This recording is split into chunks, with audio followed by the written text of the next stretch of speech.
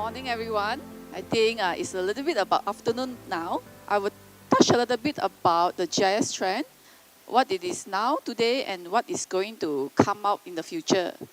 What is going to come out in the future is something for you all to actually prepare yourself to get ready when the technology is ready, your data is actually ready for it. So these are some of the common trends that has been going on. It's not about this year, it has been going on for quite some time. We talk about interactive data-driven maps, dashboard and storytelling. You saw a lot of our customers has dashboard telling a story about their project. We have imagery and remote sensing, pervasive web and mobile app, looking at them creating apps, mobile, going on the field to do data collection. And then last but not least is actually the 3D part, as well as the GeoAI and advanced analytics. For today, I would like to cover a little bit more about GeoAI. I think this one interests a lot of people about AI and machine learning. I will touch a little bit more also about what is our work in terms of imagery and 3D. So let's talk a little bit about where is Esri now. We have been working a lot integrating AI into ArcGIS. We call it GeoAI. We look into taking imagery, doing extraction out of imagery, putting in vector data, text data, and so on. So what you can see over here, Esri has worked out a lot of this called a GeoAI pre-trained model. This year itself, we have actually released 16 pre-trained model. Let me touch a little bit what is pre-trained model. In total, you have 60 pre-trained GeoAI model in Living Atlas. You can actually download it, use it, maybe retrain it a little bit, make modification to fit into your needs. So these are some of the use cases. It's like doing feature building footprint extraction, and so on. I want to show you a sample on how this GeoAI pre-trained model that Esri has in Living Atlas, that you can actually use it. So what you see over here is a survey 1, 2, 3 form. They take the GeoAI pre-trained model, they start to actually train it, and then it starts to do detection. This is a sample doing car detection. Very simple one. So what you did is the 60 pre-trained model, you choose what is relevant, you start to actually look into it, into your local perspective, and then you integrate into our application. This is what is available now that you can actually start using now.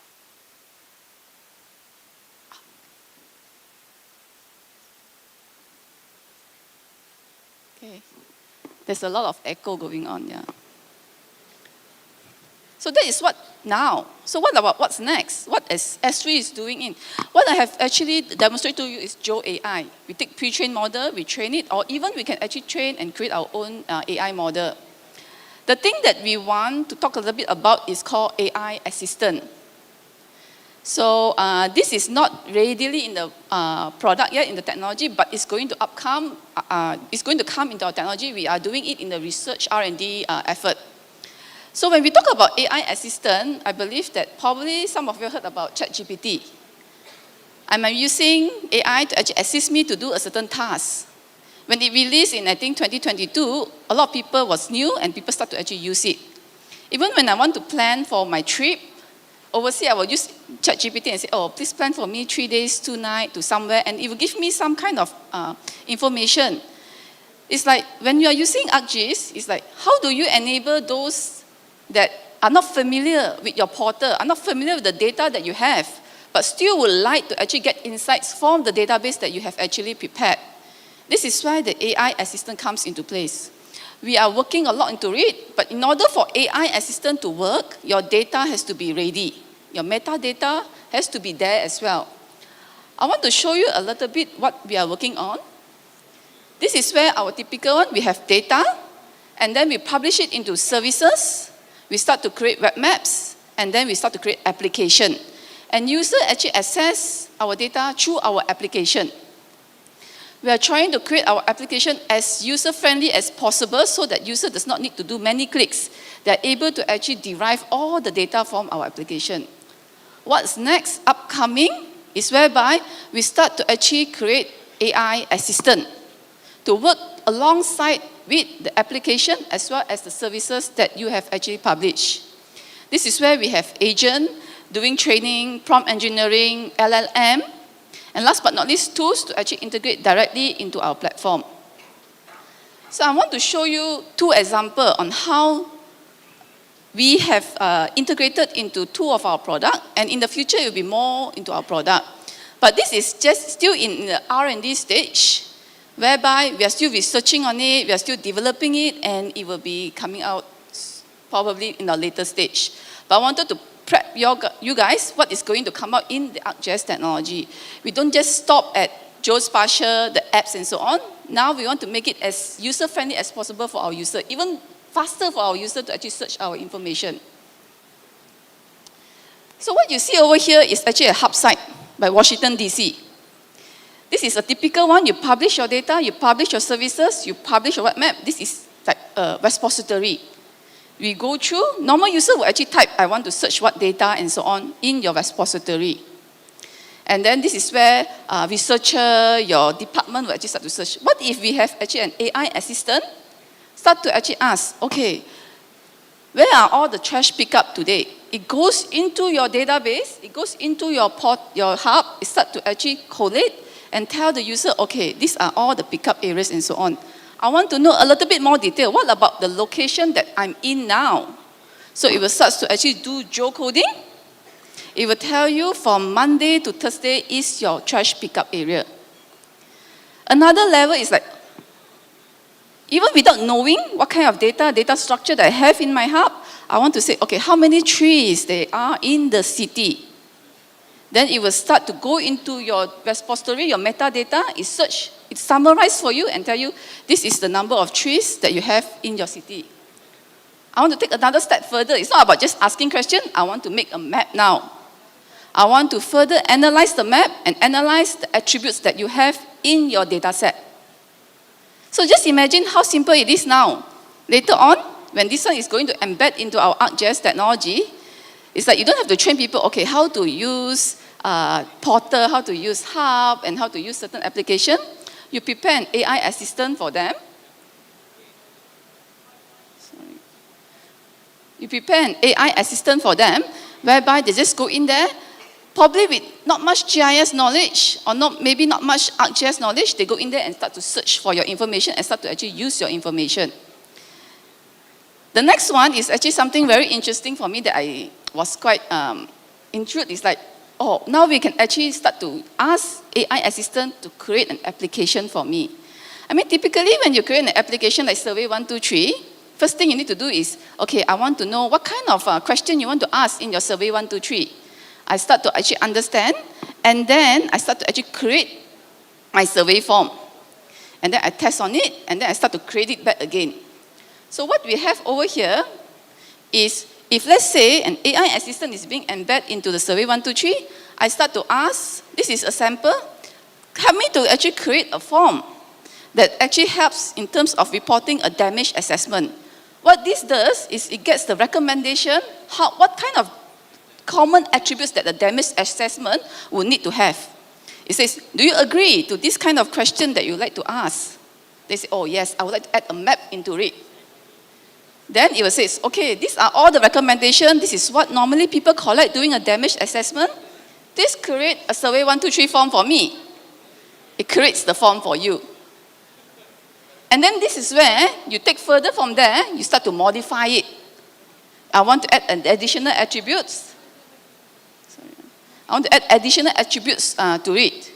So just imagine how interactive it is. Previously, we say that taking 1-2 months is very long. We come up with configurable apps for you. Now we take 1-2 days, or even like BJSP say, oh, we take 3 days to actually create the apps. Just imagine this is taking a few seconds to actually create the apps, and then you work on improving the apps.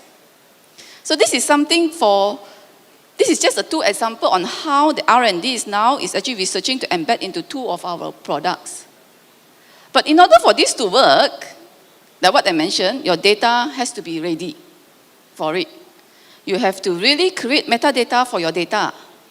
Because now, it's not about searching on the web, it's searching authoritative data that you have, that you will actually update from time to time. This is a living data that you update, and the AI assistants actually help to search on that living data that you actually have.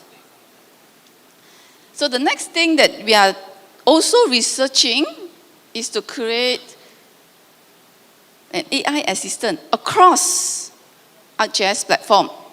Let's say, for example, you have a lot of database, you have ArcGIS server, you have a lot of things. Now we start to actually ask this kind of question. Oh, what kind of data set do you have for storm? Very familiar, right? It's like macam using ChatGPT macam tu. Tapi now you're actually, the data source is actually through your authoritative data services and so on. Understanding, it will go through. You can also go through Living Atlas to actually find it. It goes through your database, and then if let's say, for example, I say, oh, I want to know a little bit more detail about this USS storm reports. Give me where are the events that actually occur in US. Then it will go through your database, your data, your column, your rows that you have actually selected. It starts to actually understand where are also the missing gaps in your data, as well as to actually publish the data that is in here.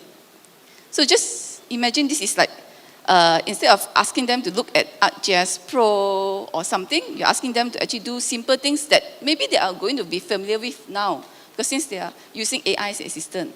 Not only that, you can also ask them to actually aggregate by state level.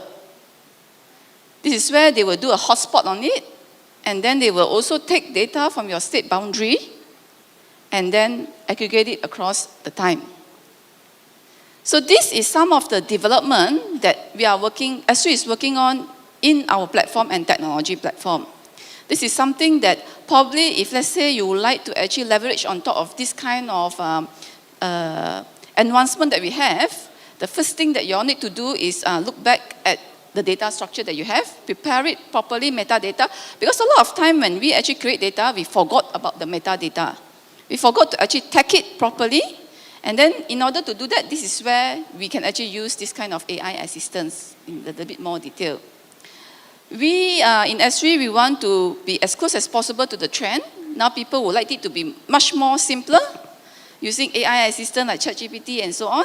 Now we want to embed and we want to create this AI assistant part of our technology.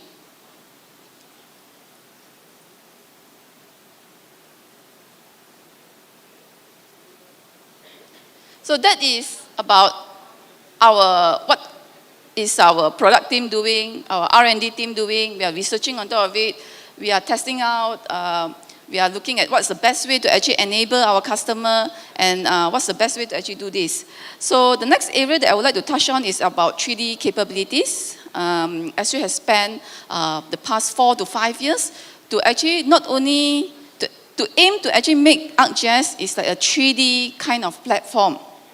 Okay, we put a lot of investment, R&D into this particular area. So not only you can actually visualize it, start to actually analyze it, and actually to view it in an immersive experience. The thing that I wanted to actually point out a little bit more, if let's say you're not aware, we do have something called the 3D base map. We acquire different kind of data source to actually form our 3D base map. And 3D base map is actually part of the ArcGIS platform. If you have not actually explored it, probably the next step is actually to go back to your ArcGIS platform, start to actually search for this 3D base map. And to render 3D, sometimes it requires a lot of performance. Because it's very huge data. How do I render? I'm not only rendering a building, I'm rendering for the entire city, or maybe I'm rendering for the entire Malaysia. This is where a huge development that we are touching on is actually the 3D tiles. To make the 3D rendering visualization as smooth as possible in your platform or in your application. Of course, the next thing that we would like to actually touch on a little bit is like we are doing something called the flood simulation that will be coming up soon, transportation analysis, and to enable editing on the web much more simple for user. Because now web is the way to go. Opening a tablet, opening a browser, you can actually start to edit your data. So it's not only about just editing, it's more about advanced web editing that we're going to enable it on our web. Touching a little bit about imagery. You do data capturing in terms of imagery and remote sensing in various stages. You could actually have an airborne LiDAR data capturing it, Or you could actually fly drones, capturing in the smaller areas, or satellite, capturing satellite imagery. In certain organizations, you have this called the mobile mapping, going around, driving around and capture. The question is, how do you combine and how do you process all these data when they are actually at the same location? You have different source, it's being captured by different source, and so on. So one of the things that we are actually pushing out is called ArcGIS Reality, whereby you are able to actually bring different kind of data source and then start to actually process it, producing 3D meshes through orthophoto, automosaic, and so on. So this is actually a technology that we have actually released. I believe a lot of organizations has been capturing images, drones, acquiring satellite imagery and so on. And some of this imagery and so on could be sitting in one of your storage over there. You're thinking, oh, how do I process it now? So this is where you look into ArcGIS Reality to actually do your reality mapping. Not only it generates the foundation content that just now I mentioned, now that all this data are in 3D meshes, this is where you can actually start to actually analyze and prepare accurate decision making. And last but not least, to actually build a nice 3D city or a living digital twin for your particular city or particular area that you are looking at. That will be the 3 updates that I would like to actually update you all. We have a lot, to be honest.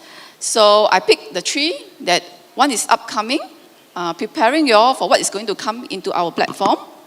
The second thing is on the 3D part, as well as reality mapping. That is very close into what we are doing here in Malaysia. So this is what's next for ArcGIS.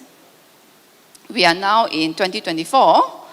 We are focusing a lot on AI, smart mapping, web editing, 3D, a lot of effort being put into imagery. And if you see, the bigger the letter is, the bigger the focus is. Like we see, we are focusing on LM. Like what I mentioned, the AI assistance and so on. So this is where we are focusing on. And if you have any areas that you are interested in for this particular area, just look out for us. Look out for all our colleagues around. Ask us a little bit more question or share with us what you are doing in your work and how can ArcGIS help you to make your work more effective and more productive. So with that, this is the end of my presentation, a very short update for you all, what is coming up in ArcGIS, what is in ArcGIS already, and if you have any other question, just feel free to actually scan the QR code at the back of your tag, ask us more questions, or just pop up and grab any one of us to ask us the question. With that, I would like to pass it back to Ramlan.